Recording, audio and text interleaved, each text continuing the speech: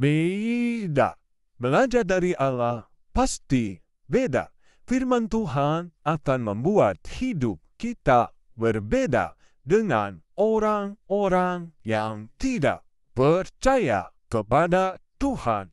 Bacaan Alkitab terambil dari Bilangan 13 ayat 1 sampai 33 tentang 12 pengintai yang dikirim untuk melihat mengamati bagaimana keadaan di Kanaan.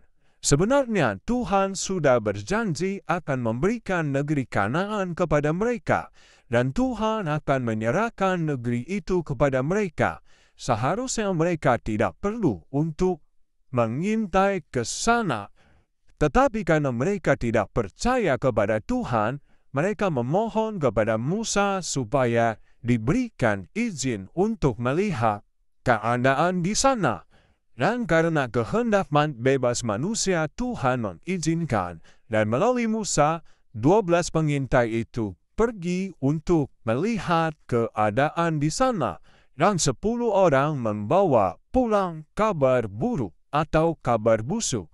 Dan 2 orang, Yosua dan Kaleb, membawa kabar baik.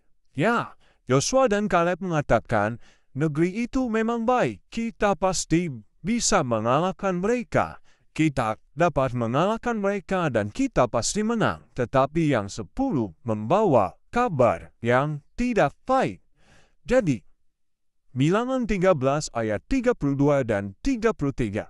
Juga mereka menyampaikan kepada orang Israel kabar busuk tentang negeri yang diintai mereka, dengan berkata, negeri yang telah kami lalui untuk diintai adalah suatu negeri yang memakan penduduknya. Dan semua orang yang kami lihat di sana adalah orang-orang yang tinggi-tinggi perawakannya. Juga kami lihat di sana orang-orang raksasa, orang enak yang berasal dari orang-orang raksasa. Dan kami lihat diri kami seperti belalang. Dan demikian juga mereka terhadap kami. Dan firman Tuhan di dalam Ulangan 1 ayat 28. Kemanakah pula kita maju? Saudara-saudara kita telah membuat hati kita tawar dengan mengatakan orang-orang itu lebih besar dan lebih tinggi daripada kita. Kota-kota di sana besar dan kubu-kubunya sampai ke langit. Lagi pula kami melihat orang-orang enak di sana, orang-orang raksasa, tinggi besar. Jadi kisah 12 pengintai ini berasal dari kata meraglim. Bahasa Inggrisnya spy, mata-mata. Tetapi arti sebenarnya dari bahasa Ibrani adalah pengkhianat atau desertir. Ya, orang yang melakukan desersi, lari dari dinas ketentaraan atau membelok kepada musuh. Desersi adalah tindakan meninggalkan tugas dengan sengaja atau tanpa alasan.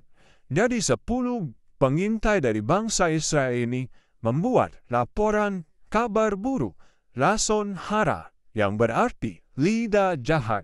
Ini dari bahasa aslinya Ibrani. Suatu pernyataan dinyatakan lason hara bila pernyataan itu menyatakan sesuatu yang negatif tentang seseorang atau suatu kelompok. Hal tersebut sebelumnya tidak diketahui umum dan tidak dimaksudkan untuk memperbaiki keadaan yang negatif, dan pernyataan itu memang benar. Mereka sama saja memfitnah Tuhan. Alkitab katakan mereka menista Tuhan karena ketidakpercayaannya kepada mereka. Kepada Tuhan, mereka lebih percaya kepada apa yang mereka lihat. Lebih kuat, lebih tinggi, lebih besar. Jadi Tuhan memberikan pesan, melihat sesuatu, ataupun kalau kita mengalami masalah dalam hidup ini, janganlah terlalu berlebih-lebihan. Ya, betul. Masalah kita besar. Tetapi ingat, kita punya Tuhan yang besar. Tuhan yang mempunyai banyak firman yang berjanji bahwa Dia akan menolong kita, menyertai kita, dan melepaskan kita dari segala macam apapun yang kita alami dalam hidup ini yang membuat kita susah ataupun kesulitan. Jadi, Tuhan itu tinggi. Tuhan itu lebih kuat daripada apapun juga. seharusnya inilah pandangan kita yang benar kepada Tuhan. Jadi, janganlah seperti 10 pengintai dari bangsa Israel yang memandang negatif terhadap Tuhan ataupun memfitnah Tuhan bahwa mereka pikir bahwa Tuhan akan membuat mereka mati di padang gurun. Ya, ini pikiran yang tidak benar ataupun lidah yang jahat. Jadi, Tuhan memberikan pesan melihat sesuatu janganlah terlalu berlebih-lebihan. Jadi, Tuhan kita adalah Tuhan yang besar, Tuhan yang baik, dan Tuhan yang siap untuk menolong kita dari segala permasalahan hidup kita. Jelas, firman Tuhan katakan Dia selalu menyertai kita. Sebagaimana Dia menyertai bangsa Israel, Dia juga akan menyertai kita. Bangsa Israel telah dipimpin oleh Tuhan melalui tiang awan dan tiang api. Dan Tuhan telah memberikan janji bahwa tanah Kanaan atau negeri Kanaan itu akan diberikan kepada bangsa Israel. Yang sangat disayangkan, mereka tidak percaya kepada Tuhan. Mereka lebih percaya kepada apa yang mereka lihat. Dan mereka memandang negatif terhadap Tuhan. Inilah kesalahan bangsa Israel. Dan mereka semua yang 10 orang ini dan keturunannya, mereka semuanya mati di padang gurun. Akibat ketidakpercayaan mereka kepada Tuhan. Mereka tidak masuk ke tanah perjanjian Kanaan. Sungguh sangat menyedihkan dan sangat mengerikan. Percayalah kepada Tuhan bahwa Tuhan itu besar, lebih besar daripada apapun yang kita alami dalam kehidupan ini.